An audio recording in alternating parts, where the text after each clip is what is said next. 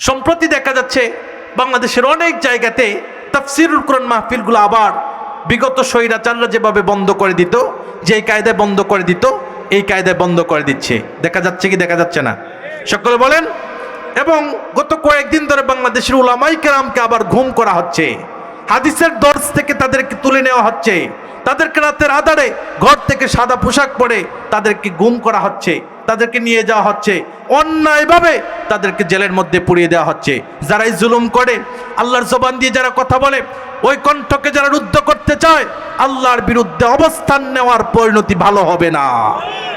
যারাই যুগে যুগে আল্লাহর বিরুদ্ধে অবস্থান নিয়েছিল তাদের পরিণতি ভালো হয় নাই। ফেরাউন নিয়েছিল, তার অবস্থান, তার পরিণতি ভালো হয় নাই। নমরুদ নিয়েছিল, তার পরিণতি ভালো হয় নাই।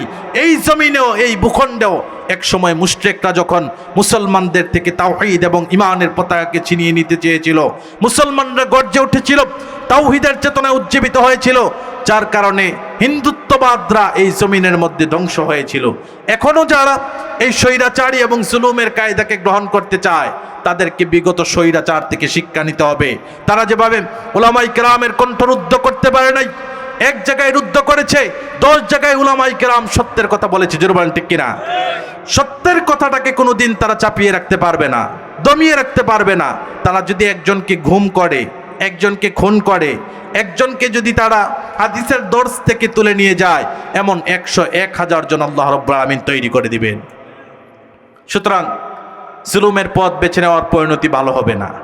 যারা এই কাজগুলো করছেন, নতুন করে আবার আলেম উলামাদের বিরুদ্ধে মিথ্যা হামলা দেওয়া শুরু করেছেন, মিথ্যা মামলা দেওয়া শুরু করেছেন, ষড়যন্ত্র করা শুরু করেছেন, হাদিসের দর্স থেকে তুলে নেওয়া হচ্ছে, গভীর রাতে ঘর থেকে উলামায়ে কেরামকে সাদা পোশাক পরে যারা ঘুম করে দিচ্ছে, তাদের পরিণতি কিন্তু বেশি ভালো হবে না। বিগত স্বৈরাচার গিয়েছে যেই পথে, তাদেরকেও যেতে হবে সেই পথে। জুড়ে বলেন ঠিক কিনা? যতদিন পর্যন্ত আপনি কবরের আলোচনা করবেন, ততদিন পর্যন্ত আপনি সম্মানের সাথে রাষ্ট্র থেকে পুরস্কৃত হবেন। আপনি তেলাওয়াত করে বিশ্বের মধ্যে প্রথম স্থান অর্জন করেন, দ্বিতীয় স্থান অর্জন করেন, তৃতীয় স্থান অর্জন করেন, রাষ্ট্র আপনাকে পুরস্কৃত করবে। কিন্তু রাষ্ট্র যখন জুলুম করে, রাষ্ট্র যখন জালেম হয়, জালেমের বিরুদ্ধে কোরআন থেকে যখন আপনি কথা বলবেন, তখন রাষ্ট্র আবার আপনার বিরুদ্ধে মামলা দিবে, রাজাকার বলবে, স্বৈরাচার বলবে, এবং কি আপনাকে মৌলবাদ বলে গালি দিবে। জোরে বলেন ঠিক কিনা? বাংলাদেশে আমরা দেখেছি আলেম উলামারা যখন তাদের দলে থাকতো, তখন তাদেরকে মন্ত্রিত্বের পদ দিত, কিন্তু যখনই তাদের জুলুমের বিরুদ্ধে কথা বলে, তখনই তাদেরকে রাজাকার বলে জেলের মধ্যে পুরায়। ঠিক কিনা? এটাই দৃশ্যপট, যুগ যুগ ধরে এটাই চলে। যখন থেকে মানুষ সত্যের পক্ষে কথা বলে, কাছের মানুষগুলো পর্যন্ত তাদের বিরোধিতা করে। রাসূলুল্লাহ সাল্লাল্লাহু আলাইহি সাল্লাম এতদিন পর্যন্ত আল আমিন ছিলেন, আর এখন তার আপন চাচা থেকে শুরু করে কাছের মানুষগুলোই রাসূলকে গালি দেয়।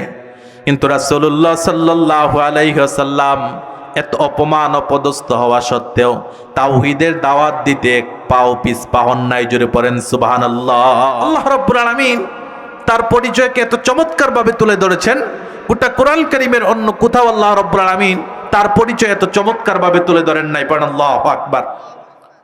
আল্লাহ রাব্বুল আলামিন বলেন, কুল হুয়াল্লাহু আহাদ। হে রাসূল, আপনি তাদেরকে বলে দেন তিনি আল্লাহ এক এবং অদ্বিতীয়। আল্লাহ রাব্বুল আলামিন নিজের একত্ববাদকে বোঝাতে গিয়ে এখানে আহাদ শব্দ ব্যবহার করেছে। গোটা কোরআন কারীমের কোথাও আল্লাহ রাব্বুল আলামিন আহাদ শব্দ ব্যবহার করেন নাই। অন্য যেখানে আল্লাহ রাব্বুল আলামিন নিজের একত্ববাদের পরিচয় দিলেন, সব জায়গায় আল্লাহ রাব্বুল আলামিন ওয়াহিদ বলেছেন, কিন্তু সূরাতুল ইখলাসের মধ্যে আল্লাহ রাব্বুল আলামিন আহাদ বলেছেন। অন্য জায়গায় আল্লাহ রাব্বুল আলামিন ওয়াহিদ বলেছেন। সূরাতুল বাকারার মধ্যে আল্লাহ রাব্বুল আলামিন বলেন, ওয়া ইলাহুকুম ইলাহু ওয়াহিদ লা ইলাহা ইল্লা হুয়ার রহমানুর রহিম। পড়ুন আল্লাহু আকবার। আল্লাহ রাব্বুল আলামিন বলেন, ওয়া ইলাহুকুম ইলাহু ওয়াহিদ, আর সত্যিকার অর্থে তোমাদের প্রভু একজন, তোমাদের রব একজন, তোমাদের উপাস্য একজন। লা ইলাহা ইল্লা হুয়া, তিনি ছাড়া আল্লাহর মাখলুকাতে সত্য কোনো আর রব নেই, সত্য কোনো উপাস্য নেই, সত্য কোনো মাবুদ নেই। ওয়ার রহমানুর রহিম, তিনি আল্লাহ এমন আল্লাহ যিনি দয়ালু আল্লাহ এবং দয়াময় আল্লাহ। পড়েন সুবহানাল্লাহ। এখানে আল্লাহ রাব্বুল আলামিন তার পরিচয় দিতে গিয়ে ওয়াহিদ শব্দ ব্যবহার করলেন। অন্য জায়গায় আল্লাহ রাব্বুল আলামিন সূরাতুল কাহাফের মধ্যে নিজের পরিচয় আবার ওয়াহিদ শব্দ দিয়ে দিলেন। আল্লাহ রাব্বুল আলামিন বলেন, কুল ইন্নামা আনা বাশারুম মিথলুকুম ইউহা ইলাইয়া আন্নামা ইলাহুকুম ইলাহুন ওয়াহিদ। আল্লাহু আকবার। আল্লাহ রাব্বুল আলামিন বলেন, হে রাসূল আপনি বলে দেন, ইন্নামা আনা বাশারুম মিথলুকুম, আমি দেখতে তোমাদের মতোই মানুষ, তবে তোমাদের মধ্যে আর আমার মধ্যে পার্থক্য এক জায়গায়। ইউহা ইলাইয়া, আমার নিকট ওহী আসে, তোমাদের নিকট ওহী আসে না। আমার নিকট ওহী আসে আল্লাহর পক্ষ থেকে। কার পক্ষ থেকে? সকলে বলেন, কার পক্ষ থেকে?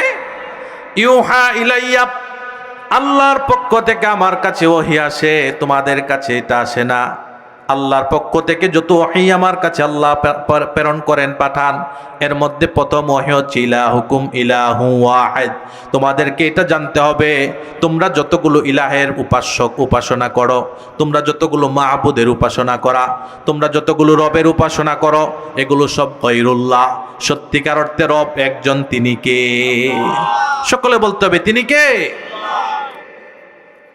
আল্লাহ রাব্বুল আলামিন কোরআন কারীমের বিভিন্ন জায়গায় নিজের পরিচয় দিতে গিয়ে ওয়াহিদ ব্যবহার করলেন, কিন্তু সূরাতুল ইখলাসের মধ্যে আহাদ কেন ব্যবহার করলেন?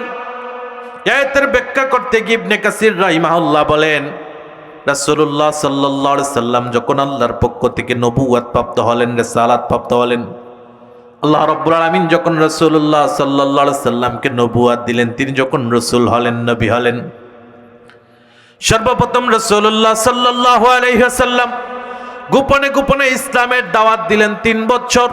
3 বছর দাওয়াত দেওয়ার পর হাতে গোনা কাছের কিছু মানুষ যখন ইসলামের ছায়াতলে আসলেন, এরপর আল্লাহ রাব্বুল আলামিন রাসূলের প্রতি ওহী প্রেরণ করলেন, ওয়া আনযির আশীরাতাকাল আকরাবিন।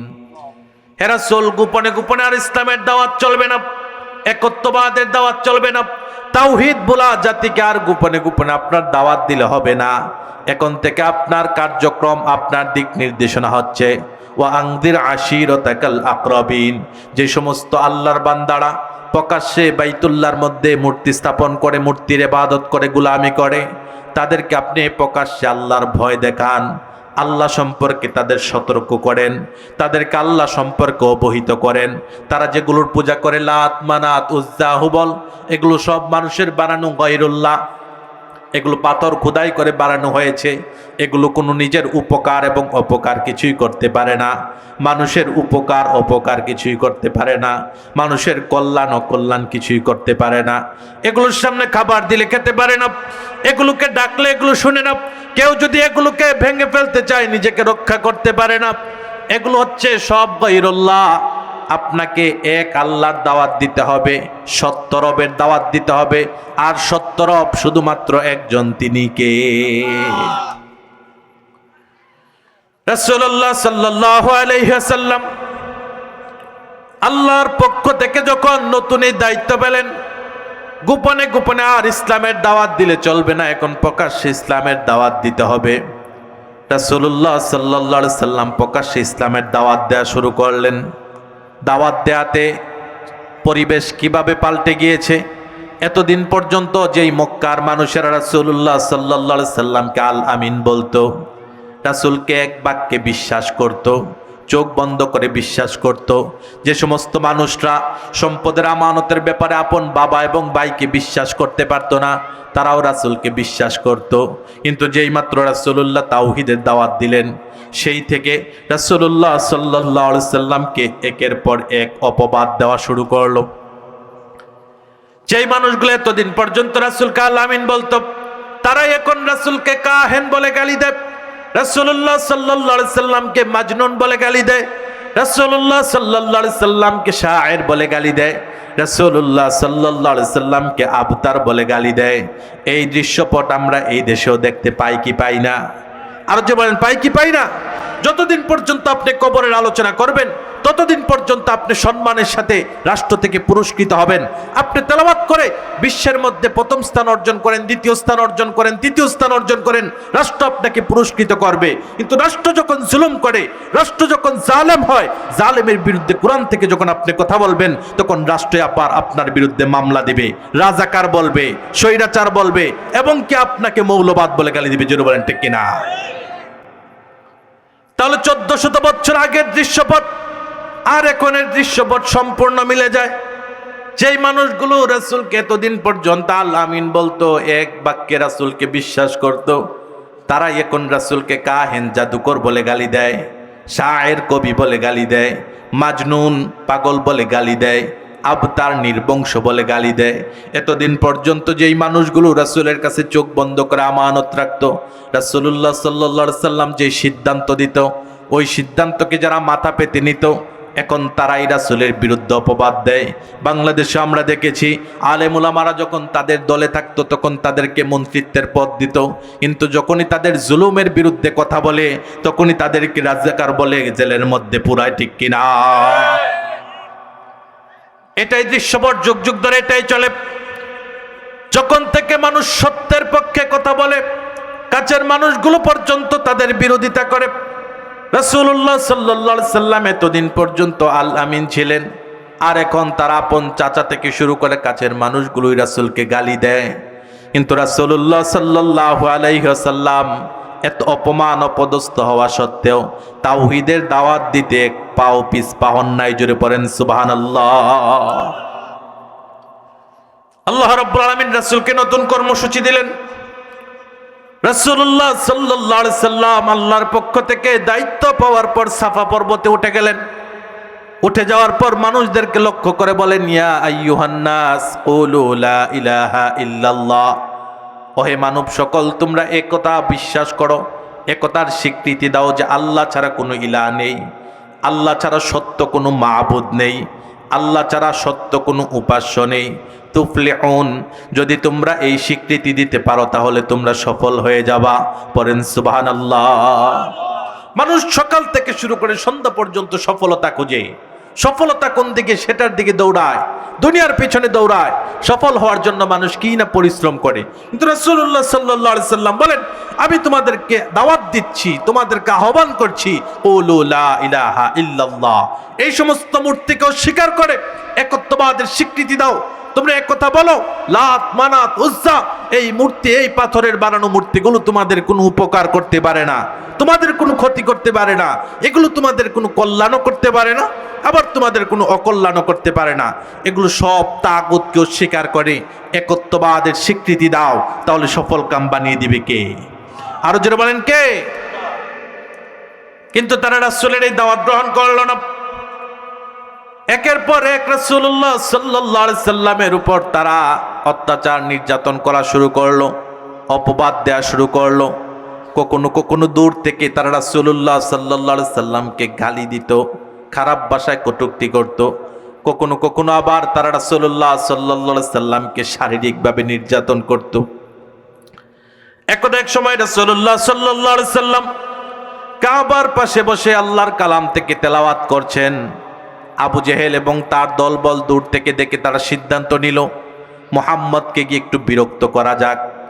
মুহাম্মদ সেখানে বসে আছে, চলো তাকে গিয়ে একটু তার সাথে একটু হাসি ঠাট্টা করি, মজা করি, তার সাথে একটু ইয়ারকি মেরে আসি। আমার সমাজে এমন দৃশ্য দেখা যায় কি যায় না? আলেম উলামাদেরকে কটূক্তি করে, তাদের সাথে একটু ঠাট্টা করে, তাদের সাথে একটু মজা নিতে চায়। এমন কিছু ডাকাত আছে না নাই? আরো যেমন আছে না নাই? আবু জেহেল সিদ্ধান্ত নিল রাসূলুল্লাহ সাল্লাল্লাহু আলাইহি সাল্লামের সাথে একটু মজা করবে। এ কারণে রাসূলুল্লাহ সাল্লাল্লাহু আলাইহি সাল্লামের কাছে চলে এসে বলে, মুহাম্মদ, তুমি যে রবের দাওয়াত দাও এই রবের পরিচয় তো আমরা জানি না। এই যে মূর্তিগুলো দেখো, প্রত্যেকটা বংশীয় মূর্তি, আমাদের পূর্বপুরুষদের মূর্তি, এগুলো আমরা বাইতুল্লাহর মধ্যে সংরক্ষণ করে রেখেছি। তারা ছিল সম্ভ্রান্ত ব্যক্তি, তারা ছিল উচ্চ বংশের ব্যক্তি, তারা ছিল সম্মানিত, আরবের মধ্যে সম্মানিত গোত্রের সম্মানিত গোত্রপতি। এজন্য আমরা তাদের স্মৃতিচারণ করে বড় পাথরকে খোদাই করে তাদের আকৃতি করে এগুলোকে স্থাপন করে রেখেছি। আমরা এগুলোর মাধ্যমে আমাদের যত চাওয়া পাওয়া আছে সবগুলো চাই। কিন্তু তুমি যেই রবের দাওয়াত দাও সেই রবের পরিচয় তো আমরা জানি না। তিনি কোন বংশের এটাও আমরা জানি না। তার কি পরিচয়টা আমরা জানি না। তার বাবা মা কি করে এটা আমরা জানি না। তার স্ত্রী কয়জন এটা আমরা জানি না। তার সন্তান সন্ততি কয়জন এটা আমরা জানি না। তিনি কি স্বর্ণের তৈরি, রূপার তৈরি, না দামি পাথরের তৈরি এটাও জানি না। তোমার রব সম্পর্কে আমাদের অবগত করো, তাহলে আমরা মেনে নেব। রাসূলুল্লাহ সাল্লাল্লাহু আলাইহি ওয়াসাল্লাম মক্কার মুশরিকদের এই প্রশ্নের জবাবে তিনি কিছু কথা বললেন না, কোনো কিছু বললেন না। কেননা তিনি যা বলেন প্রত্যেকটা কথা আল্লাহর পক্ষ থেকেই বলেন। আল্লাহর পক্ষ থেকে ছাড়া তিনি নিজ থেকে বানিয়ে কোনো কথা বলেন না। আল্লাহ রাব্বুল আলামিন এই ঘোষণাই দিলেন, ওমা ইয়ানতিকু আনিল হাওয়া ইন হুয়া ইল্লা ওয়াহয়ুন ইউহা। জোরে বলুন আল্লাহু আকবার। ওমা ইয়ানতিকু আনিল হাওয়া। আমরা যেভাবে আমাদের আশেপাশে প্রতিবেশীর সাথে, কাছের মানুষদের সাথে মন গড়া কথা বলি, তাদেরকে খুশি করার জন্য মিথ্যা কথা বলি, মিথ্যা প্রতিশ্রুতি দেই, রাসূলুল্লাহ সাল্লাল্লাহু আলাইহি সাল্লাম এভাবে নফসের অনুসরণ করে, নফসের ইত্তেবা করে কথা বলতেন না। তিনি নিজের মন গড়া কোনো কথা বলতেন না। ইন হিয়া ইল্লা ওয়াহয়ুন। আল্লাহর পক্ষ থেকে তিনি যা ওহী প্রাপ্ত হতেন তাই তিনি বলতেন। তার বাহিরে তিনি নিজের মন গড়া কোনো কথা বলতেন না। রাসূলুল্লাহ সাল্লাল্লাহু আলাইহি সাল্লাম আল্লাহর পক্ষ থেকে ওই জন্য অপেক্ষা করলেন। আল্লাহ রাব্বুল আলামিন সাথে সাথে জিবরাইলের মাধ্যমে মক্কার মুশরিকদের এই জবাব দিয়ে দিলেন। প্রথম জবাব ছিল, তোমার আল্লাহ কয়জন, তার পরিচয় কি?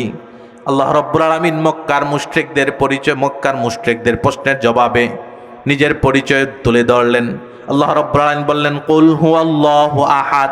হে রাসূল, আপনি তাদেরকে জানিয়ে দেন তিনি আল্লাহ এক এবং অদ্বিতীয়, তার সাথে দ্বিতীয় কোনো শরীক স্থাপন করা যায় না। তাহলে মক্কার মুশরিকরা জানতে চাইলো তোমার প্রভু কয়জন? আল্লাহ রাব্বুল আলামিন জবাব দিলেন, তিনি আল্লাহ এক এবং অদ্বিতীয়। তিনি আল্লাহ এমন এক যার সাথে কোনো অংশীদারিত্ব নেই, যার সাথে কোনো সমকক্ষ নেই। তিনি এমন রব যিনি নিখুঁতভাবে তামাম মাখলুকাতকে পরিচালনা করছেন। সৃষ্টির শুরু থেকে এখন পর্যন্ত মাশরিকে সূর্য উদিত হয়, মাগরিবে অস্তমিত হয়, ফজরের মাধ্যমে একটা দিনের সূচনা তৈরি হয়, মাগরিবের মাধ্যমে দিন শেষ হয়ে রাতের আগমন হয়, আবার ফজরের মাধ্যমে দিন আগমন করে, দিনের পর রাত আসে, রাতের পর দিন আসে। জমিনটাকে তিনি সুন্দর করে বিছানা বানালেন। জমিনকে বানানোর পর যখন এটা নড়াচড়া করে, আল্লাহ রাব্বুল আলামিন এটার উপর পেরেক হিসাবে পাহাড়গুলোকে স্থাপন করলেন। খুঁটিচার আল্লাহ রাব্বুল আলামিন এত বিশাল আসমান স্থাপন করলেন, কোথাও তার একটু ত্রুটি নেই। পড়েন আল্লাহু আকবার। যদি একজন রব না হয় দুইজন রব হতো, তাহলে কি বিরোধ হতো? একজন রব চাইতো এখন বৃষ্টি হোক, আরেকজন রব চাইতো এখন সূর্য উঠুক। একজন রব চাইতো এখন দিন থাকুক, আরেকজন রব চাইতো এখন রাত থাকুক। এভাবে দুইজন রবের মধ্যে যখন বিরোধ দেখা দিত, তাহলে আল্লাহর মাখলুকাত নিমিষেই ধ্বংস হয়ে যেত। কিন্তু তিনি আল্লাহ যেহেতু এক এবং অদ্বিতীয়, এজন্য সৃষ্টির সূচনা থেকে পূর্ব দিকে সূর্য উদিত হয়, পশ্চিম দিকে অস্তমিত হয়, দিনের পর রাত আসে, রাতের পর দিন আসে। এই সুন্নাহের বিরুদ্ধে কোনোদিন ব্যতিক্রম কিছু হয় না। পড়েন সুবহানাল্লাহ। এজন্য আল্লাহ রাব্বুল আলামিন বলেন তিনি আল্লাহ এক এবং অদ্বিতীয়। দ্বিতীয়ত আল্লাহ রাব্বুল আলামিন নিজের পরিচয় দিচ্ছেন আল্লাহুস সামাদ। তিনি আল্লাহ কারো মুখাপেক্ষী নন, কিন্তু তামাম মাখলুকাত তার মুখাপেক্ষী। তিনি আল্লাহ কারো মুখাপেক্ষী না। তামাম মাখলুকাত যদি আল্লাহর বিরুদ্ধে বিদ্রোহ করে, আল্লাহর বিরুদ্ধে মিছিল করে, আল্লাহর বিরুদ্ধে মিটিং করে, আল্লাহর বিরুদ্ধে তামাম মাখলুকাতের সমস্ত সৃষ্টিজীব যদি একত্রিত হয়, আল্লাহকে যদি গালিগালাজ করে, আল্লাহর আনুগত্য করবে না বলে সিদ্ধান্ত নিয়ে নেয়, তাহলে বলেন তো আল্লাহর যে ক্ষমতা, যে সম্মান, যে পাওয়ার আছে তার থেকে বিন্দু পরিমাণেও কমবে? আর যদি বলেন কমবে, তাহলে তিনি আল্লাহ আমাদের মুখাপেক্ষী নন, কিন্তু তামাম মাখলুকাত তার মুখাপেক্ষী। আমরা কিভাবে তার মুখাপেক্ষী? আমরা যদি রোগাক্রান্ত হই, পৃথিবীর সমস্ত ডাক্তাররা যেখানে নিজেদের পরাজয় স্বীকার করে, ব্যর্থতা স্বীকার করে, সেই জায়গায় সফলতা দিয়ে দেন কে? আরো যদি বলেন কে? আমরা যখন কঠিন বিপদে পড়ি, পৃথিবীর সমস্ত সীমাবদ্ধতা যখন এটাকে ঘিরে ধরে, নিজেদের সীমাবদ্ধতা প্রকাশ করে, সেই জায়গায় একজন এই অসম্ভবকে সম্ভব করে, তিনি কে? আরো জোরে বলতে হবে, তিনি কে? বিয়ের পর আমাদের বাচ্চা কাচ্চা না হলে যিনি সন্তান দেন তিনি কে? আরো জোরে বলতে হবে তিনি কে? তিনি হচ্ছেন আল্লাহ। তিনি আমাদের মুখাপেক্ষী নন, কিন্তু আমাদের যখনই বিপদ হয় তার কাছেই চাইতে হয়। কুরআন কারীম আল্লাহ রাব্বুল আলামিন অনেক আম্বিয়া আলাইহিমুস সালামের জীবনী বর্ণনা করেছেন। তারা যে শুধুমাত্র রবের কাছেই চাইতেন এবং রব্বে কারীমের কাছে চেয়ে যে তারা এমন অসম্ভব জিনিস পেয়েছেন যেটা পৃথিবীর দৃষ্টিতে দেখতে অসম্ভব, কিন্তু ওই অসম্ভবকে সম্ভব করে দিয়েছেন একজন। তিনি কে? সকলে বলেন তিনি কে? নবী আইয়ুব আলাইহিস সালামের জীবনে আসেন। আইয়ুব আলাইহিস সালাম এমন একজন নবী, তিনি যখন আল্লাহর পক্ষ থেকে তাকে যখন রোগে আক্রান্ত করলো, রোগে যখন তাকে স্পর্শ করলো, রোগাক্রান্ত অবস্থায় তিনি 1 বছর 2 বছর না 18 বছর ছিলেন। এই রোগের কারণে তার পুরো দেহের মধ্যে পচন ধরে গিয়েছিল, যার কারণে তার কাছ থেকে তার আত্মীয় স্বজন আপনজন সবাই দূরে সরে গিয়েছিল। সাথে ছিল শুধুমাত্র 3 জন, তার স্ত্রী ছিলেন আর 2 জন বন্ধু ছিলেন। এছাড়া সবাই হযরত আইয়ুব আলাইহিস সালামকে ছেড়ে দূরে চলে গিয়েছিলেন। কেউ আইয়ুব আলাইহিস সালামের সঙ্গী হতে চায় না। সমাজের বাস্তবতায় এটাই আমরা দেখি। সন্তান যতদিন পর্যন্ত টাকা উপার্জন করে ততদিন পর্যন্ত সন্তান আদরের থাকে। যখনই কিনা অ্যাক্সিডেন্ট করে রোগাক্রান্ত হয় বিছানাতে শুয়ে থাকে, তখন আপন স্ত্রী মা বাবা পর্যন্ত তাকে বোঝা মনে করে। ঠিক কিনা? আর জোরে বলেন ঠিক কিনা? আইয়ুব আলাইহিস সালাম যখন রোগাক্রান্ত হলেন, আল্লাহ রাব্বুল আলামিন তার শারীরিক সৌন্দর্য কেড়ে নিলেন। আল্লাহ রাব্বুল আলামিন তার থেকে শারীরিক শক্তি কেড়ে নিলেন, সন্তানাদি কেড়ে নিলেন, সম্পদ কেড়ে নিলেন। তার পাশে কেউ নেই, শুধুমাত্র স্ত্রী আছে এবং 2 জন বন্ধু আছে। একজন বন্ধু সকালে আসে, সন্ধ্যা পর্যন্ত খেদমত করে, কি প্রয়োজন কি লাগবে না লাগবে এটার দেখাশোনা করে। আরেকজন বন্ধু সন্ধ্যায় আসে, সকাল পর্যন্ত কি লাগবে না লাগবে এটার দেখাশোনা করে। এই 3 জন ছাড়া আইয়ুব আলাইহিস সালামের পাশে কেউ নেই। দীর্ঘ 1.5 যুগ ধরে যখন তিনি রোগাক্রান্ত, পৃথিবীর সমস্ত ডাক্তাররা ব্যর্থ হয়েছে, চিকিৎসকরা ব্যর্থ হয়েছে, সমস্ত হাকিমরা ব্যর্থ হয়েছে, কেউ তার কোনো চিকিৎসা দিতে পারে না। শেষ পর্যন্ত বন্ধুরাও একটা পর্যায়ে বিরক্ত হয়ে গেলেন। এক বন্ধু আরেক বন্ধুকে বলে, আমাদের বন্ধু আইয়ুব মনে হয় তার জীবনে এমন কোনো অপরাধ করেছে যার কারণে আল্লাহ তাকে এমন শাস্তি দিচ্ছে, এই রোগ থেকে সে কোনোদিন সারাবে না। আমরা যদি তার সাথে লেগে থাকি তাহলে আমাদেরও তো পরিবার আছে, তাদের জন্য আমরা কি করব? আমার মনে হয় আইয়ুব এমন কোনো পাপ করেছে যার কারণে আল্লাহ শাস্তি দিচ্ছে। এই বাস্তবতা আমরাও দেখি। নিজে যখন বিপদে পড়ি তখন মনে করি এটা আল্লাহর পক্ষ থেকে পরীক্ষা, কিন্তু আমার প্রতিবেশী আরেকজন ইমানদার ভাই যখন বিপদে পড়ে, আমার বন্ধু যখন বিপদে পড়ে, তখন আমরা মনে করি আল্লাহর পক্ষ থেকে তার পাপের ফসল। এমন চিন্তা ভাবনা করা মুসলমান আছে না নাই? সকল বার আছে না নাই?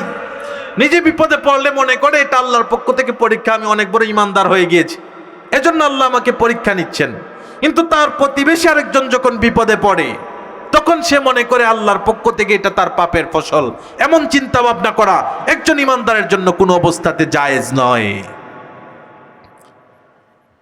আইয়ুব আলাইহিস সালাম চুপিসারে 2 বন্ধুর এই কথোপকথন শুনে ফেললেন এবং কি হৃদয়টা তার ভারাক্রান্ত হয়ে গিয়েছে, কষ্টে তার হৃদয়টা ভারী হয়ে গিয়েছে। আকাশ পানে তিনি তাকিয়ে বলেন, রব্বি আন্নি মাসসানিয়াদ দুররু ওয়া আনতা আরহামুর রাহিমিন। হাল্লে এত বছর যাবত আমি রোগের মধ্যে পড়ে আছি, কোনোদিন তোমার বিরুদ্ধে কোনো অভিযোগ দেই নাই, কোনোদিন ক্লান্ত হয়ে উফ শব্দ পর্যন্ত বলি নাই, বিরক্তি প্রকাশ করি নাই। কিন্তু আজ আমার বন্ধুদের কথোপকথন আমাকে খুব ক্লান্ত করেছে, হতাশ করেছে, কষ্ট দিয়েছে। আমি তোমার কাছে দোয়া করলাম, আন্নি মাসসানিয়াদ দুররু, আমাকে রোগ সুখ স্পর্শ করেছে, ক্লান্ত করে ফেলেছে। ওয়া আনতা আরহামুর রাহিমিন, আপনি তো দয়াশীলদের মধ্যে সর্বশ্রেষ্ঠ দয়ালু। এই দোয়া যখন আইয়ুব আলাইহিস সালাম করলেন, আল্লাহ রাব্বুল আলামিন আর শাজিম থেকে দৃশ্যপট দেখলেন। সাথে সাথে জিবরাইল আলাইহিস সালামকে প্রেরণ করে আইয়ুব আলাইহিস সালামের কাছে ওহী প্রেরণ করলেন। তাকে জানিয়ে দেওয়া হলো, তুমি তোমার পায়ের কাছে যেই মাটি আছে, পায়ের গোড়ালি দিয়ে মাটিতে স্পর্শ করো। আইয়ুব আলাইহিস সালাম পায়ের গোড়ালি দিয়ে স্পর্শ করলেন, সেখান থেকে একটা নহর বের হলো, ঝর্ণা বের হলো। আইয়ুব আলাইহিস সালামকে ঘোষণা দেওয়া হলো, এখান থেকে যেই নহর বের হয়েছে এখান থেকে যেই ঝর্ণা বের হয়েছে এটা দিয়ে যেন তিনি গোসল করেন। তিনি গোসল করলেন, সাথে সাথে আল্লাহ রাব্বুল আলামিন তার শরীরের সব রোগ দূর করে দিলেন, তার শারীরিক সৌন্দর্য ফিরিয়ে দিলেন, 25 বছরের একজন শক্তিশালী যুবক বানিয়ে দিলেন। পৃথিবীতে যেটা অসম্ভব ছিল, মানুষের দৃষ্টিতে যেটা অসম্ভব ছিল, ওই অসম্ভবকে সম্ভব করেছেন কে? সকলে বলতে হবে কে? তাহলে আল্লাহ রাব্বুল আলামিন এমন রব যিনি আমাদের মুখাপেক্ষী নন, কিন্তু আমরা তার মুখাপেক্ষী। আল্লাহ আমাদের তামাম মাখলুকাতের সমস্ত মাখলুকাত যদি আল্লাহকে সিজদা করে, এতে করে রব্বে কারীমের যে সম্মান আছে তার থেকে এক বিন্দু পরিমাণ বাড়বে না।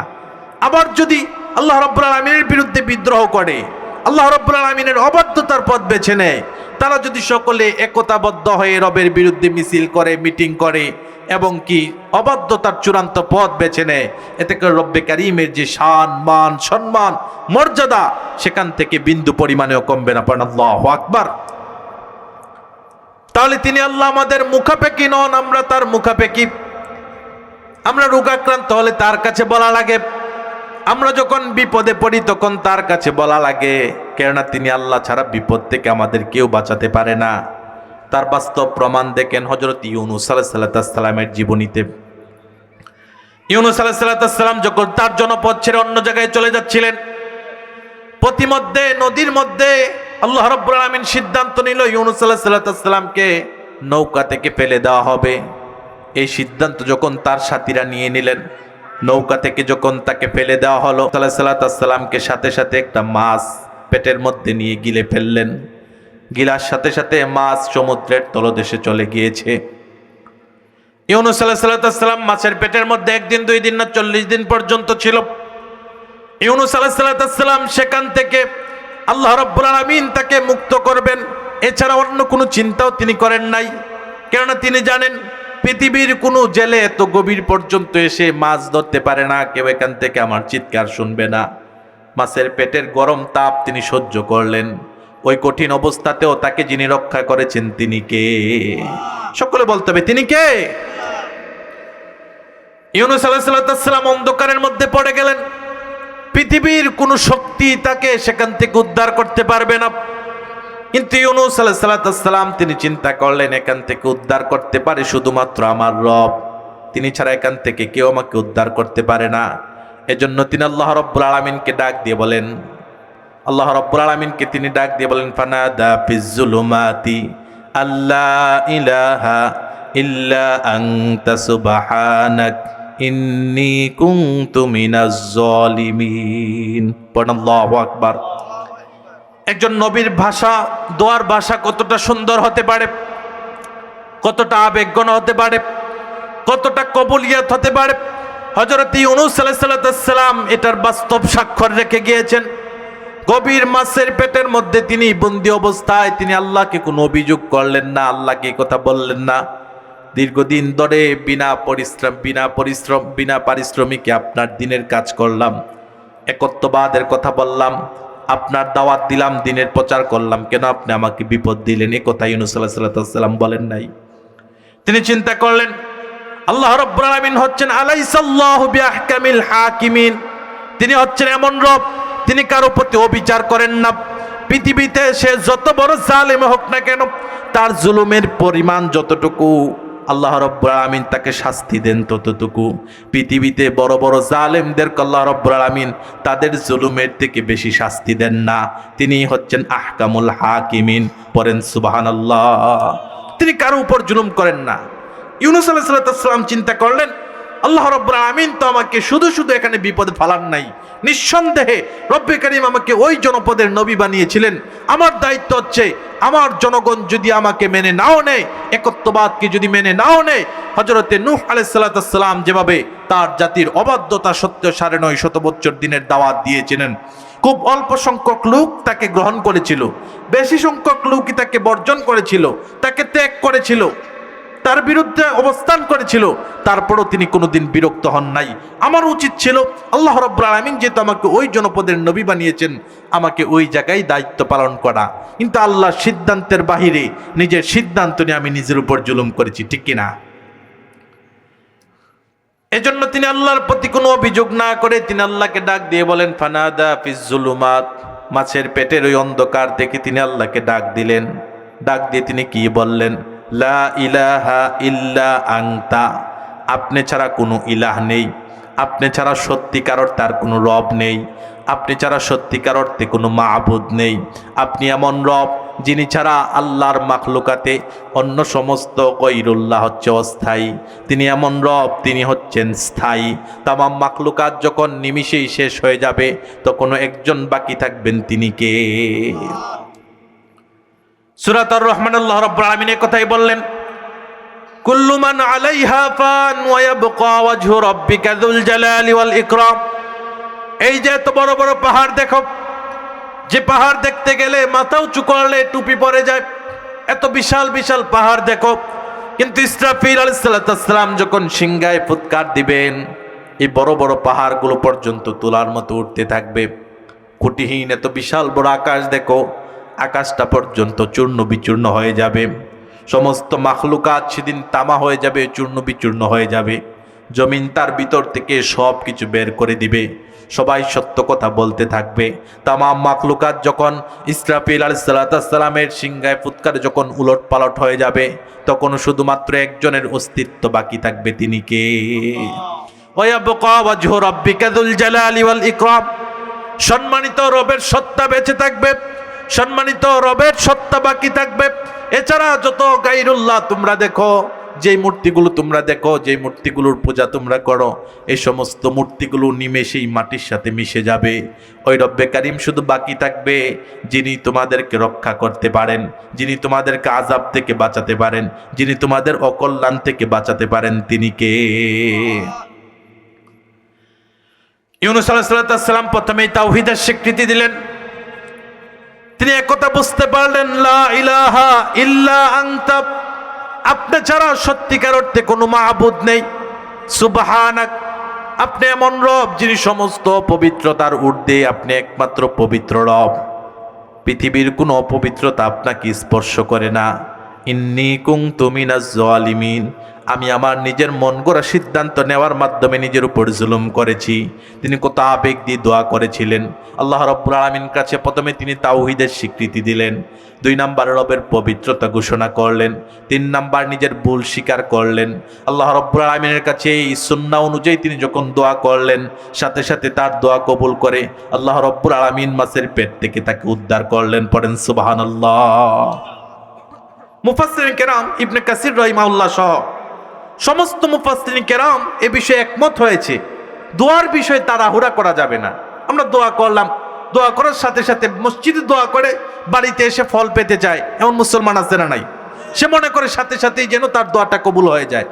কিন্তু আম্বিয়া আলাইহিমুস সালামরাও যে দীর্ঘ একটা সময় সবরের প্রত্যেকটা দরজা পাড়ি দিয়ে তারপরে তারা কবুলিয়াতের সন্ধান পেয়েছেন, ঠিক কিনা?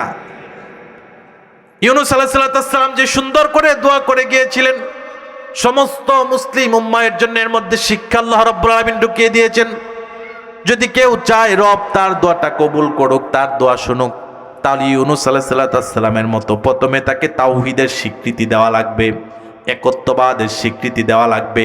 প্রতি ওয়াক্ত সালাতে আমরা যেই একত্ববাদের স্বীকৃতি দেই এবং সমস্ত তাগুতকে অস্বীকার করি, সালাতে যখন আমরা দাঁড়িয়ে যে ইমাম সাহেব পড়ে ইয়াকা না'বুদু ওয়া ইয়াকা নাস্তাঈন, একথার মাধ্যমে সমস্ত তাগুতকে স্বীকার করা হয়। রব্বে কারীমকে ঘোষণা দেওয়া হয়, রব্বে কারীমের কাছে এই প্রতিশ্রুতি দেওয়া হয়, ইয়াকা না'বুদু ওয়া ইয়াকা নাস্তাঈন, হে আল্লাহ আমরা তোমারই ইবাদত করি এবং বিপদে পড়লে তোমার কাছেই যাই, সন্তানের দরকার হলে তোমার কাছেই যাই, কখনো যদি চূড়ান্ত বিপদের মধ্যে পড়ে যাই তোমার কাছেই যাই, রোগাক্রান্ত হয়ে গেল তোমার কাছে যাই। আর যারা আল্লাহর কাছে এই প্রতিশ্রুতি দেওয়ার পর মসজিদ থেকে বের হওয়ার পর মন্দিরে যায়, মাজারে যায়, সেখানে গিয়ে সেজদা করে, সন্তান প্রার্থনা করে, তারা কোনোদিন প্রকৃত মুসলিম হতে পারে না, তারা মুশরিক। জুড়ে বলেন ঠিক কিনা? একত্ববাদের বিষয়ে রব্বে কারীমের কাছে আমরা যে প্রতিশ্রুতি দেই, প্রতিশ্রুতি রক্ষা করতে হবে। রব্বে কারীমকে আমরা এই কথা বললাম, ইয়াকা না'বুদু ওয়া ইয়াকা নাস্তাঈন, হে আল্লাহ আমরা তোমারই ইবাদত করি, তোমারই গোলামি করি, তোমারই দাসত্ব করি। যেহেতু আমরা তোমার গোলাম, আমরা তোমার দাস, আমরা তোমার বান্দা, আমরা যখন বিপদে পড়ব, আমরা যখন সংকট অবস্থায় পড়ব, আমরা যখন যে কোনো সমস্যায় পড়ব, তোমার কাছেই চাইবো। যদি বলেন ঠিক কিনা? এই শিক্ষাটা আম্বিয়া আলাইহিস সালামরা দিয়ে গিয়েছেন। যখনই তারা সংকটে পড়তেন তখন শুধুমাত্র আল্লাহর কাছে চাইতেন, যার কারণে রব্বে কারীম তাদের চাওয়াগুলো আমাদের দৃষ্টিতে যদিও অসম্ভব মনে হয়, কিন্তু রব্বে কারীম এগুলোকে সম্ভব করেছেন, এগুলো পূর্ণ করেছেন। হযরত ইউনূস আলাইহিস সালামকে গভীর সাগরের তলদেশের মাছ থেকে তিনি রক্ষা করলেন। তার দোয়ার মধ্যে আমাদের জন্য কি শিক্ষা রয়েছে? যদি আমরা চাই আমাদের দোয়া আল্লাহ কবুল করুক, এটা আমরা চাই কি চাই না? আরো জোরে বলেন, চাই কি চাই না? যদি আমরা চাই তাহলে প্রথমত আমাদেরকে তাওহীদের স্বীকৃতি দিতে হবে, একত্ববাদের ঘোষণা দিতে হবে, সমস্ত তাগুতকে স্বীকার করতে হবে, তাগুতের পিছনে গিয়ে মিছিল করা মিটিং করা বন্ধ করতে হবে, তাগুতকে স্বীকার করতে হবে। যারা একত্ববাদকে মানে না, যারা শিরকিয়াতের কার্যকলাপের মধ্যে লিপ্ত থাকে, যারা আল্লাহ ব্যতীত গায়রুল্লাহর পূজা করে, আল্লাহ ব্যতীত গায়রুল্লাহর কাছে সন্তান প্রার্থনা করে, আল্লাহ ব্যতীত গায়রুল্লাহ সমস্ত ক্ষমতার উৎস, সমস্ত ক্ষমতার মালিক এটা মনে করে, তারা কোনোদিন আল্লাহর কাছে দোয়া করলে আল্লাহ তাদের দোয়া কবুল করবে না। কেননা প্রত্যেকটা শিরকের মধ্যে তার জন্য এমন সব আযাব আল্লাহ রাব্বুল আলামিন ঢুকিয়ে রেখেছেন, যতদিন পর্যন্ত সে শিরকের মধ্যে থাকবে ততদিন পর্যন্ত তার দোয়া আল্লাহ রাব্বুল আলামিন পর্যন্ত পৌঁছাবে না। পড়েন নাউযুবিল্লাহ। এই জন্য আমরা যদি চাই আমাদের দোয়া আল্লাহ কবুল করুক, প্রথমে তাওহীদের স্বীকৃতি দিতে হবে, সাথে সাথে সমস্ত তাগুতকে স্বীকার করতে হবে। 2 নম্বরে রব্বে কারীমের পবিত্রতা ঘোষণা করতে হবে। 3 নম্বরে নিজেদের অপরাধগুলোর জন্য লজ্জিত হতে হবে। 4 নম্বরে রাসূলুল্লাহ সাল্লাল্লাহু আলাইহি সাল্লামের উপর দুরূদ পড়তে হবে। যারা এই নিয়ম পদ্ধতি পালন করে আল্লাহর কাছে দোয়া করতে পারে, আল্লাহ রাব্বুল আলামিন তাদের দোয়া কোনোদিন ফেরান না। এবার আসুন, আল্লাহ যে আমাদের মুখাপেক্ষী নন, কিন্তু আমরা তার মুখাপেক্ষী। আমাদের দৃষ্টিতে যেটা অসম্ভব তিনি এটাকে কিভাবে সম্ভব করেন? হযরতে জাকারিয়া আলাইহিস সালামের জীবনীতে চলে আসেন। হযরতে জাকারিয়া আলাইহিস সালাম এমন একজন নবী, তার যখন 99 বছর হয়ে গিয়েছে, চুল দাড়ি যখন পেকে গিয়েছে, একেবারে সাদা হয়ে গিয়েছে, তখন পর্যন্ত আল্লাহ রাব্বুল আলামিন তাকে কোনো সন্তান দেন নাই। কিভাবে সন্তান দিবেন? তার স্ত্রী হচ্ছেন একজন বন্দা মহিলা, আর তিনি একজন এমন বৃদ্ধ যার চুল এবং দাড়ি পেকে গিয়েছে, 99 বছর হয়ে গিয়েছে, অস্থিমজ্জাগুলো দুর্বল হয়ে গিয়েছে। বলেন তো পৃথিবীর দৃষ্টিতে এমন বৃদ্ধ লোক যে কিনা যার স্ত্রী বন্দা, তার সন্তান হওয়ার কোনো সম্ভাবনা আছে? সকল বলেন, সন্তান হওয়ার কোনো সম্ভাবনা আছে? কিন্তু জাকারিয়া আলাইহিস সালাম যখন বাইতুল মুকাদ্দাসের ইমাম এবং খতিব ছিলেন, জেরুজালেমে বাইতুল মুকাদ্দাস যেটা আমাদের প্রথম কিবলা, তিনি সেটার ইমাম ছিলেন। আর ওই সময় হযরতে মারিয়াম আলাইহিস সালাম বাইতুল মুকাদ্দাসের মধ্যে লালিত পালিত হচ্ছিলেন। হযরত মারিয়াম আলাইহিস সালাম হচ্ছে আল্লাহর জমিনে এমন একজন পবিত্রা নারী, যার পবিত্রতার ব্যাপারে আল্লাহ রাব্বুল আলামিন সার্টিফিকেট দিয়েছেন। পড়েন সুবহানাল্লাহ। তিনি এমন একজন মহিলা যার গোটা জীবনে আল্লাহ রাব্বুল আলামিনের পক্ষ থেকে আল্লাহ রাব্বুল আলামিন তার পবিত্রতাকে এমনভাবে সংরক্ষণ করেছেন, তার গোটা জীবনে তাকে কোনোদিন কোনো পুরুষ স্পর্শ করতে পারে না। পড়েন আল্লাহু আকবার। কিন্তু বর্বর খ্রিস্টানরা তাকে আল্লাহ রাব্বুল আলামিনের স্ত্রী সাব্যস্ত করে হযরত ঈসা আলাইহিস সালামকে আল্লাহর পুত্র বলে। পড়েন নাউযুবিল্লাহ। এজন্য পৃথিবীতে যত খ্রিস্টান আছে, এই যে আগামী দিন তাদের বড় দিন, তারা মনে করে যীশু খ্রিস্ট এই দিন পৃথিবীতে এসেছিলেন, তাদেরকে ধন্য করেছিলেন এবং তাদের সমস্ত পাপ যীশু খ্রিস্ট তার কাঁধের মধ্যে নিয়ে তাদেরকে নিষ্পাপ বানিয়ে যীশু চলে গিয়েছেন। পরে নাউযুবিল্লাহ। তারা হযরত ঈসা আলাইহিস সালামকে আল্লাহর পুত্র মনে করে, হযরতে মারিয়াম আলাইহিস সালামকে আল্লাহর স্ত্রী মনে করে, যার কারণে পৃথিবীতে যত খ্রিস্টান আছে সব খ্রিস্টানরা মুশরিক এবং তারা বিনা হিসাবে জাহান্নামে যাবে। তারা সবগুলো জাহান্নামে যাবে। যেটা বলতেছিলাম, হযরত জাকারিয়া আলাইহিস সালাম বাইতুল মুকাদ্দাসের ইমাম, তিনি মারিয়াম আলাইহিস সালামের 2 দিক দিয়ে আত্মীয় হন। তার উপর আল্লাহ প্রদত্ত দায়িত্ব এসেছিলেন, মারিয়াম আলাইহিস সালামকে দেখাশোনা করার সব দায়িত্ব হযরত জাকারিয়া আলাইহিস সালামের উপর ছিল। মারিয়াম আলাইহিস সালাম ছোট থেকে আস্তে আস্তে বড় হচ্ছেন রুমের মধ্যে। জাকারিয়া আলাইহিস সালাম মাঝে মধ্যে তার রুমে যেতেন, তার কোনো প্রয়োজন হয় কিনা, কিছু লাগবে কিনা এটা দেখার জন্য। তিনি যখন মারিয়াম আলাইহিস সালামের রুমে যাইতেন, যাওয়ার পর তিনি এমন সব ফলমূল দেখতেন যেটা জেরুজালেমের কোথাও এখন খুঁজে পাওয়া সম্ভব না। তিনি সেখানে এমন কিছু দেখতেন যা জেরুজালেমে কোথাও পাওয়া সম্ভব না। এমন সব বেমৌসুমীয় ফল দেখতেন যেটা এখন কোথাও খুঁজে পাওয়া সম্ভব না। তার উপর মারিয়াম তো সারাক্ষণ রুমের মধ্যে থাকে, সে রুম থেকে বের হয় না। তাহলে তার রুমের মধ্যে এগুলো কোত্থেকে আসে? তিনি বুঝতে পারলেন এগুলো একজনের পক্ষ থেকে আসে। তিনি কে? সকলে বলেন তিনি কে? তিনার আর বুঝতে বাকি নাই, যেহেতু তিনি একজন নবী। মারিয়াম আলাইহিস সালামের রুমে এমন বেমৌসুমীয় ফলমূল দেখে তিনি আল্লাহর প্রতি তার যে আশা আছে, ভরসা আছে, যে বিশ্বাস আছে, এটার পারদ আরো বেশি জ্বলে উঠলো।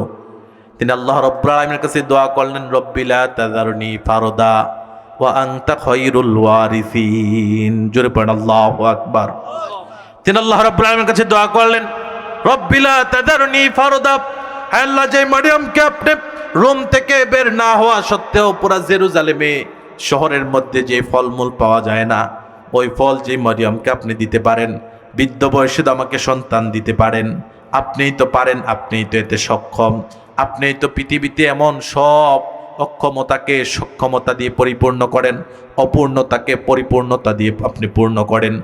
এজন্য তিনি দোয়া করলেন, রব্বি লা তাযারনি ফারদা, হে আল্লাহ, আমাকে একা রাখেন না, আমাকে একাকী রাখেন না, সন্তানহীন রাখেন না, ওয়া আনতা খায়রুল ওয়ারিসিন, আর আপনিই তো উত্তম ওয়ারিস দাতা, আপনিই তো সন্তান দাতা, আপনিই তো সন্তানের মাধ্যমে আমার ওয়ারিসদেরকে রক্ষা করতে পারেন। হযরত জাকারিয়া আলাইহিস সালাম এই দোয়া করলেন। বুঝে থাকলে বলেন তো, যখন জাকারিয়া আলাইহিস সালাম এই দোয়া করলেন তখন তার বয়স কত? সকলের বয়স কত? 99 বছর। চুল দাড়ি সব পেকে গিয়েছে, স্ত্রী বন্দা, পৃথিবীর সমস্ত শক্তি যেখানে ব্যর্থ, তারপরও তিনি একটু আশার আলো জ্বালিয়ে আল্লাহ রাব্বুল আলামিনের কাছে দোয়া করছেন, রব্বি লা তাযারনি ফারদা ওয়া আনতা খায়রুল ওয়ারিসিন। আল্লাহ, আপনি আমাকে একা রাখেন না, সন্তানহীন রাখেন না, আপনি তো উত্তম ওয়ারিস দাতা। যার কারণে হযরত জাকারিয়া আলাইহিস সালাম আল্লাহর কাছে এই দোয়া করলেন। আল্লাহ রাব্বুল আলামিন এই দোয়া কবুল করে 99 বছর বয়সে হযরত ইয়াহইয়া আলাইহিস সালামের সুসংবাদ দিলেন। পড়েন আল্লাহু আকবার।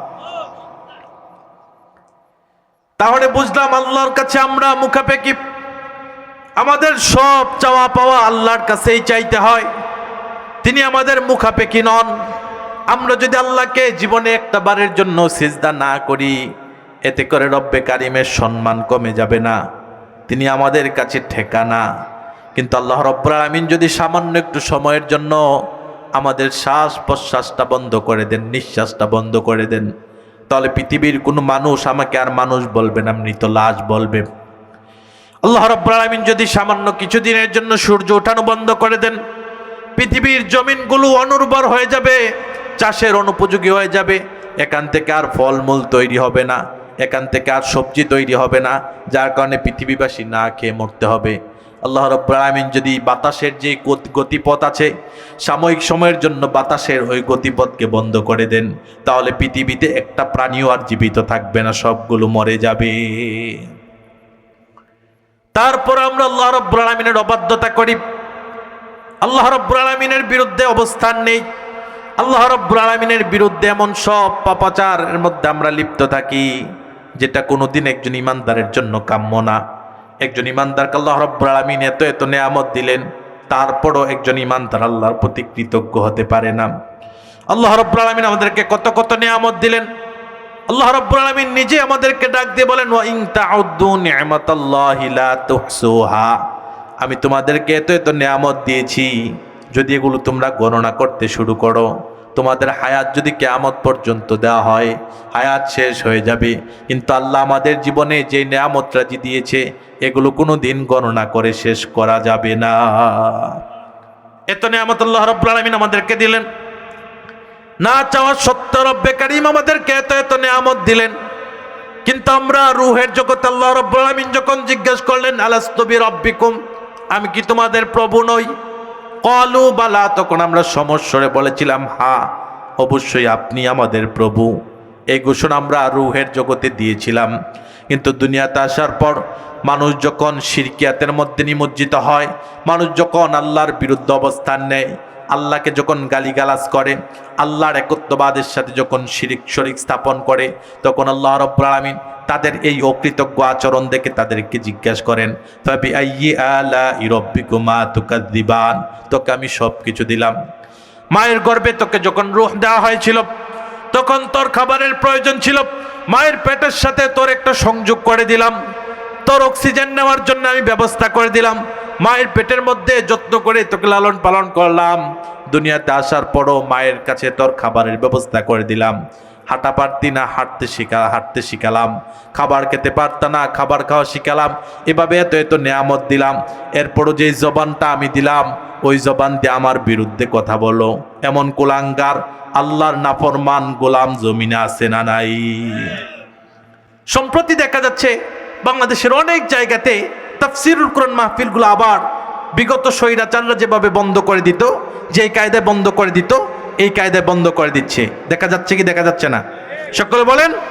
এবং গত কয়েকদিন ধরে বাংলাদেশের উলামায়ে কেরামকে আবার ঘুম করা হচ্ছে, হাদিসের দর্স থেকে তাদেরকে তুলে নেওয়া হচ্ছে, তাদেরকে রাতের আধারে ঘর থেকে সাদা পোশাক পরে তাদেরকে গুম করা হচ্ছে, তাদেরকে নিয়ে যাওয়া হচ্ছে, অন্যায়ভাবে তাদেরকে জেলের মধ্যে পুড়িয়ে দেওয়া হচ্ছে। যারাই জুলুম করে, আল্লাহর জবান দিয়ে যারা কথা বলে, ওই কণ্ঠকে যারা রুদ্ধ করতে চায়, আল্লাহর বিরুদ্ধে অবস্থান নেওয়ার পরিণতি ভালো হবে না। যারাই যুগে যুগে আল্লাহর বিরুদ্ধে অবস্থান নিয়েছিল তাদের পরিণতি ভালো হয় নাই। ফেরাউন নিয়েছিল, তার অবস্থান তার পরিণতি ভালো হয় নাই। নমরুদ নিয়েছিল, তার পরিণতি ভালো হয় নাই।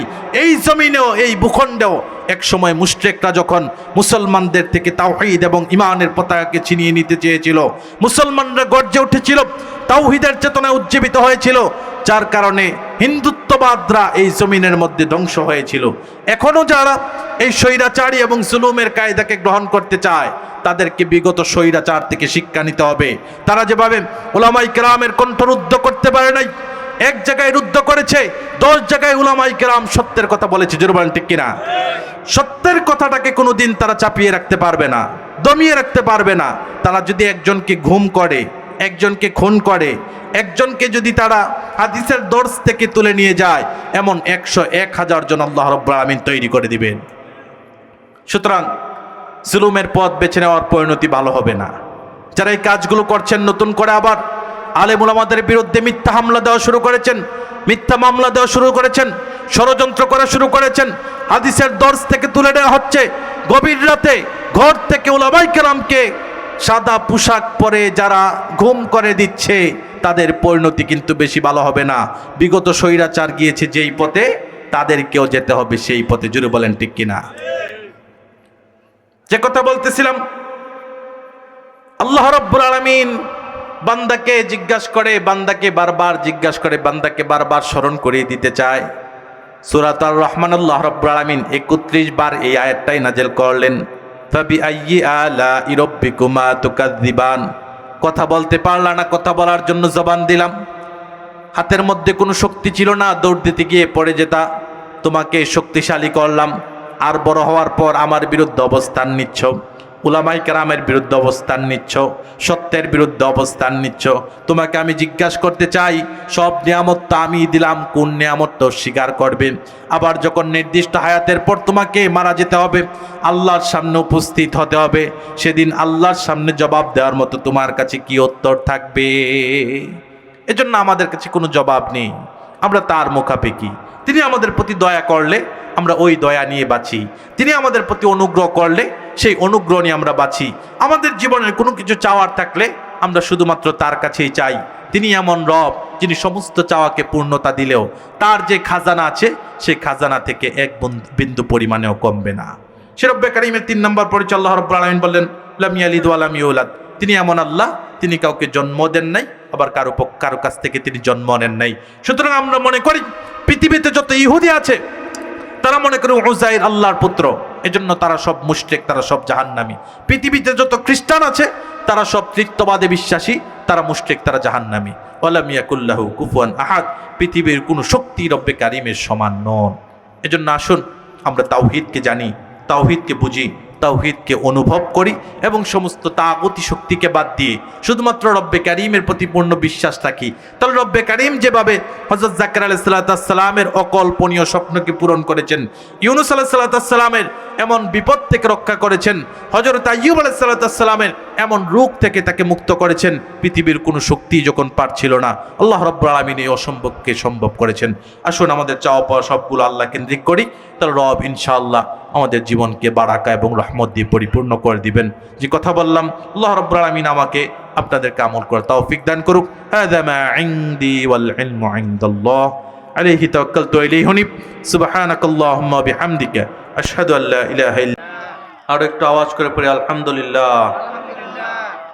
বিনাইপাড় মধ্যপাড়া বাইতুল্লাহ নতুন জামে মসজিদের উদ্যোগে ও কবরবাসীদের রূহের মাগফিরাত কামনায় দ্বিতীয় বার্ষিক তাফসিরুল কোরআন মাহফিলের সম্মানিত সুযোগ্য সভাপতি,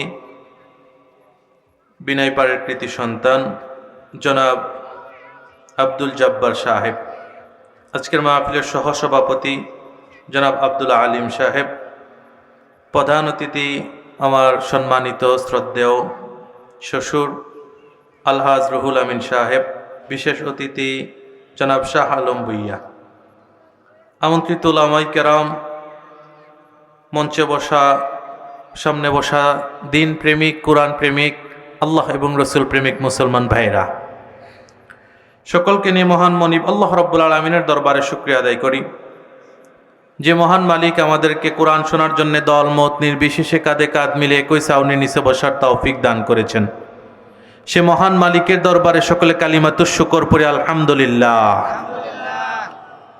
দরুদ প্রেরণ করছি বিশ্ব মানবতার সর্বশ্রেষ্ঠ শিক্ষক জনাবে মুহাম্মদুর রাসূলুল্লাহ সাল্লাল্লাহু আলাইহি ওয়াসাল্লামের দরবারে, যার আগমনে অন্ধকার একটি সমাজ আলোর দিশা পেল, পথ হারা মানুষগুলো পথ খুঁজে পেল। আমরা পেলাম যার মাধ্যমে একটি স্বয়ংসম্পূর্ণ, পরিপূর্ণ, গ্রহণযোগ্য, মনোনীত জীবন ব্যবস্থা ততাল ইসলাম। সেই রাসূলের প্রতি দরুদ প্রেরণ করছি, সকলে বলছি সাল্লাল্লাহু আলাইহি ওয়াসাল্লাম। সম্মানিত হাজিরিন, যেহেতু আজকের মাহফিলটা তাফসিরুল কোরআন মাহফিল, এজন্য আমাদেরকে কথা বলতে হবে কোরআন থেকে। আমরা যে কিতাবটা থেকে কথা বলবো, কিতাবটার নাম কি? সকলে বলতে হবে কিতাবের নাম কি? আমি আমার খুতবার সূচনায় মহাবিশ্বের মহাবিশ্বয় মহাগ্রন্থ আল কোরআন কারীমের 114টি সূরার মধ্য থেকে 112 নম্বর সূরাটি তেলাওয়াত করেছি।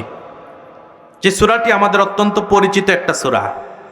মনে হয় যেন ছোট্টবেলা বাবার হাত ধরে যখন মসজিদে যেতাম, কখন যে বাবার সাথে মসজিদে যেতে যেতে এটা শিখে ফেলেছি নিজেরাও জানি না, ঠিক কিনা? তো কোরআন কারীমের 114টি সূরার মধ্য থেকে ধারাবাহিকতার দিক দিয়ে এই সূরাটা 112 নম্বর সূরা। সূরাটার নাম হচ্ছে সূরাতুল ইখলাস। বুঝে থাকলে বলেন তো, আজকে আমরা যে সূরাটা থেকে কথা বলবো সূরাটার নাম কি?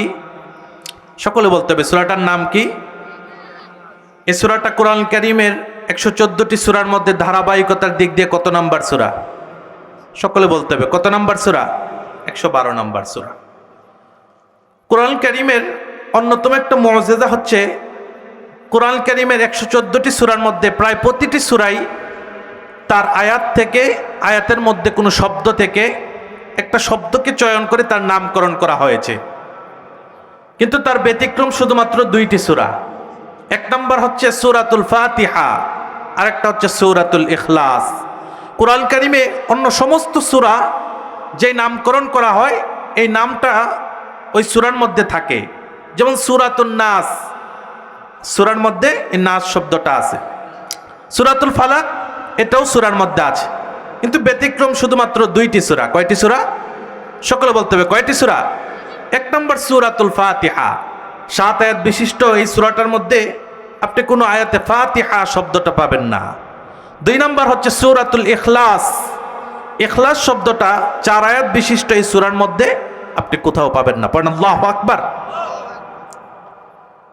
এই সূরাটা রাসূলুল্লাহ সাল্লাল্লাহু আলাইহি সাল্লামের মাক্কি জীবনের প্রাথমিক পর্যায়ে অবতীর্ণ হয়েছে। আয়াত সংখ্যা 4, রুকু সংখ্যা 1। এই সূরাতে কোনো সিজদা নেই। রাসূলুল্লাহ সাল্লাল্লাহু আলাইহি ওয়াসাল্লামের মাক্কি জীবনের প্রাথমিক পর্যায়ে আল্লাহ রাব্বুল আলামিন এই সূরাটা অবতীর্ণ করেছেন।